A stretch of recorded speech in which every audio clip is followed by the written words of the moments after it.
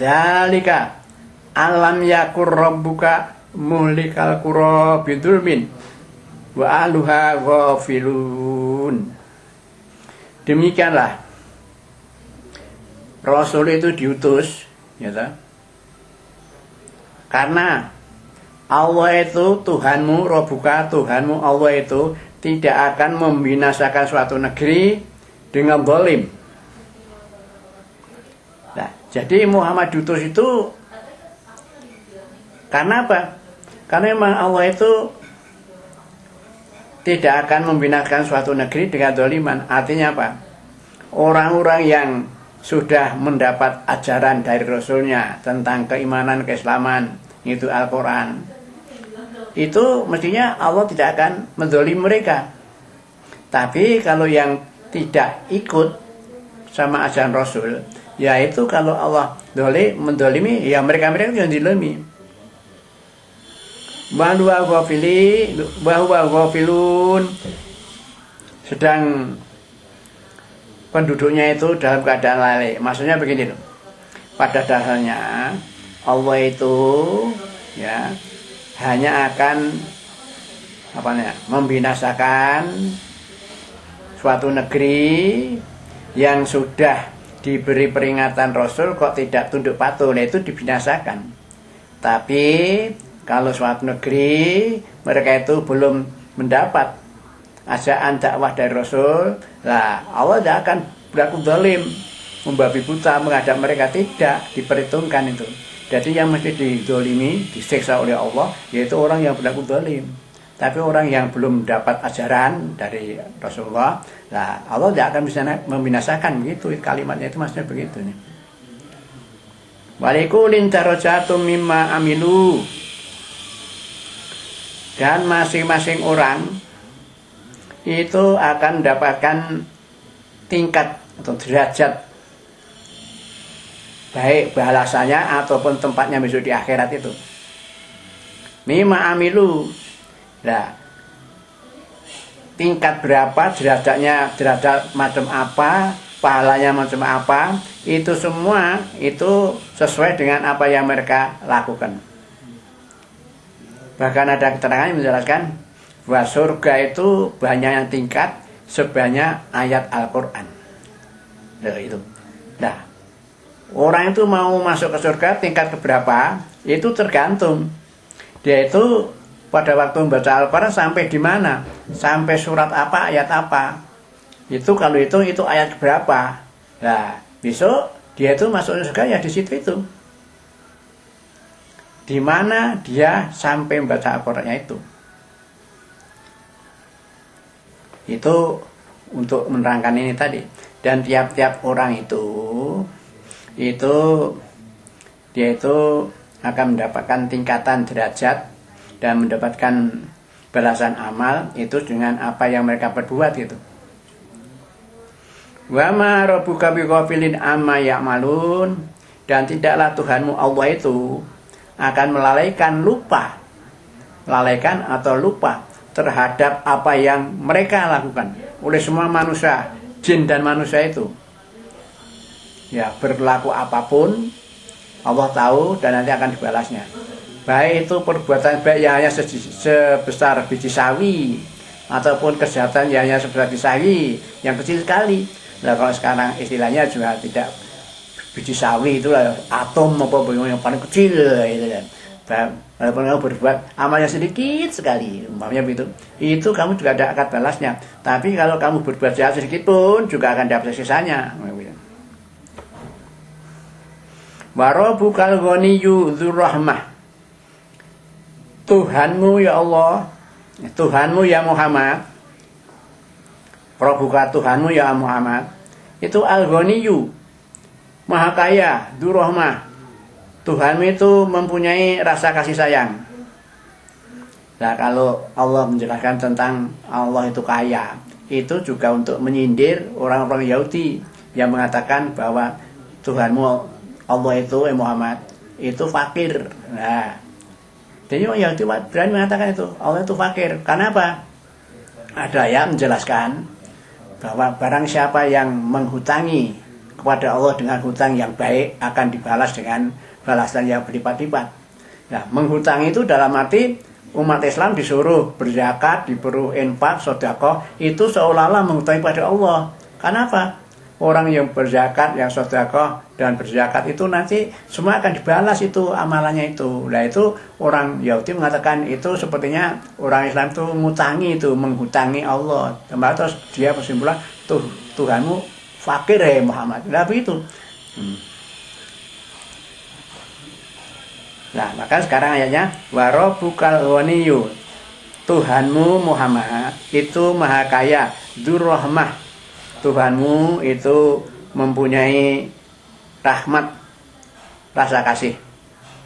Ya, mengenai kekayaan Allah, ya apapun yang ada di langit dan bumi, dan apapun yang ada yang di antara langit dan bumi, itu semuanya itu milik Allah. Kaya kan Allah. Gitu. Mana yang bisa melebihi kayanya Allah? Banyak di Quran menjelaskan orang terkaya di dunia. Wah, kekayaan mereka itu tidak sebanding dengan kekayaan Allah. Walaupun katanya itu terkaya di dunia, nah, begitu. Itu Allah kaya. Dzurrahmah, dan Allah itu mempunyai rasa kasih sayang. Nah, ini dijelaskan dan hadis yang intinya rahmat Allah itu dikelompokkan atau dibagi-bagi menjadi 100. Yang 99 masih di tangan Allah, ditahan di sana, belum dikeluarkan. Yang satu bagian, yaitu gambarnya hanya 1%, itu diturunkan ke bumi untuk dinikmati oleh semua hambanya, baik manusia, hewan, dan lain-lainnya itu semuanya mendapat rasa kasih sayang Allah. Ya, kasih sayang itu bisa dalam bentuk kasih sayangnya orang tua kepada anak yang masih bayi itu kan. Anak bayi itu begitu nangis, ya toh, ibunya datang, wah apa ini kok nangis malam-malam? Oh minta minum, dikasih minum, teteh. Itu kasihan, belas kasihan. Wah habis dikasih minum kok masih nangis lagi. Oh dibuka, oh celana basah, habis pipis diganti. Itu bentuk kasihan. Itu bentuk kasihan yang diberikan Allah kepada seorang ibu. Tapi kalau dari anak, ya anak yang betul orang tuanya sakit, nah anaknya ya memelihara orang yang sakit ayahnya itu dengan sebaik-baiknya, itu ya kasih sayang Allah pada anak, kasih sayangnya diberikan pada orang tua. Bahkan ada penjelasan menjelaskan kalau ada hewan kok kakinya diangkat, itu hanya sekadar menghindari supaya tidak menginjak anaknya yang masih kecil itu pun salah satu bentuk rahmat Allah, belas kasihan yang dilimpahkan pada para manusia. Tapi sayangnya para manusia itu banyak juga yang menyalahgunakan kasih sayang ya yang diberikan oleh Allah padanya. Umpamanya pada waktu ada acara Valentine Days itu yang model sekarang itu, Valentine Days, hari kasih sayang, ya toh. Wah, orang ngumpul-ngumpul anak remaja itu saling satu sama lain kasih sayang. Tapi bentuknya bisa juga bentuk pelanggaran ya terhadap rasa kasih sayang itu sendiri. Umpamanya kasih sayang dimanfaatkan, dipraktekkan dalam hal yang tidak baik umpamanya. Akhirnya dalam perkumpulan itu umpamanya itu tidak menuduh, tidak hanya mengumpama, lalu saking senangnya merayakan kasih sayang, saling ya mau bergembira, ya sudah datang sama pasangannya masing-masing, lalu disalahgunakan, umpamanya lalu atau pesta seks, ya, seperti itu kan namanya penyalahgunaan kasih sayang dari Allah. Mestinya kasih sayang itu ya disalurkan menuju jalan yang benar, umpamanya melalui pernikahan dulu baru kasih sayang dilaksanakan, begitu loh. Itu beginilah Allah menjelaskan. Allah itu banyak punya kasih sayang. Lah yang masih 99 itu masih ditahan oleh Allah, akan diberikan besok setelah hari kiamat, begitu. Termasuk tadi ingin umpamanya membebaskan orang kafir munafik yang dikehendaki untuk tidak diazab di neraka, umpamanya begitu. Nah itu kan penjelasan seperti itu. Ya mudah-mudahan kita itu selalu mendapatkan rahmat kasih sayang dari Allah. Tapi sebaliknya, ini Allah meneruskan ayatnya. Iya sayudhibkum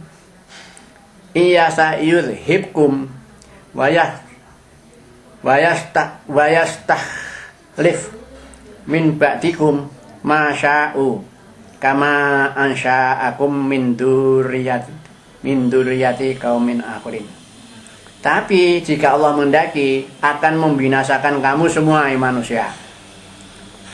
Setelah kamu dibinasakan akan diganti wa yastakhlif mim ba'dikum ma yasha'u, akan diganti ya orang lain sesudah kamu ya sesuai dengan kehendak Allah. Jadi kalau rakyat suatu daerah itu sudah ya keterlaluan mentangnya pada Allah, itu lalu dihabisin, itu dibinasakan semuanya, pokoknya dengan gempa besar ya, pokoknya azab Tuhan turun gitu, habis orangnya itu. Lalu nanti suatu ketika ya diganti dengan orang lain. Nah, caranya mengganti ya mungkin ada transmigrasi dari daerah lain pindah situ ya begitu, tapi yang pindah situ orang yang baik-baik ya begitu caranya, mestinya begitu. Nah, kalau menghendaki seperti itu loh. Seperti ya menggantinya seperti kamu itu manusia, kamu itu kan keturunan dari keturunan yang lain. Jadi kalau generasi sekarang itu kan keturunan bapak-bapak ibu mereka. Tapi bapak-bapak mereka itu kan keturunan nenek-nenek dulu, ada keturunan ke atas. Itu kan berarti kan urut gitu.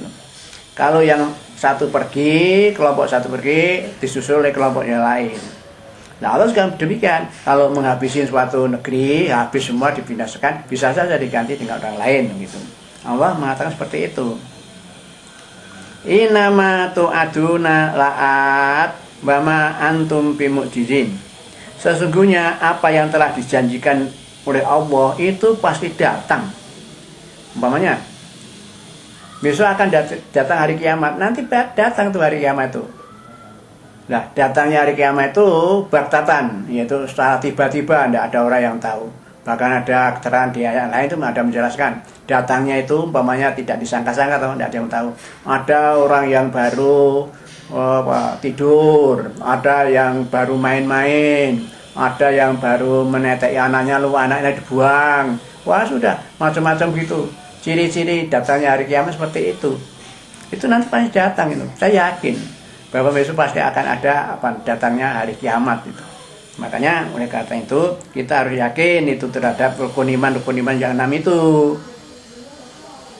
Wa ma antum bimu'jizin, maka kalau sudah datang janji Allah, termasuk datangnya hari kiamat untuk menghadap orang kafir dan munafik, musyrik, dan membelas orang yang beriman itu kalau kamu yang diazab itu kamu tidak bisa menolak loh. Orang dikasih pahala ya tidak bisa menolak, yang diazab ya tidak bisa menolak.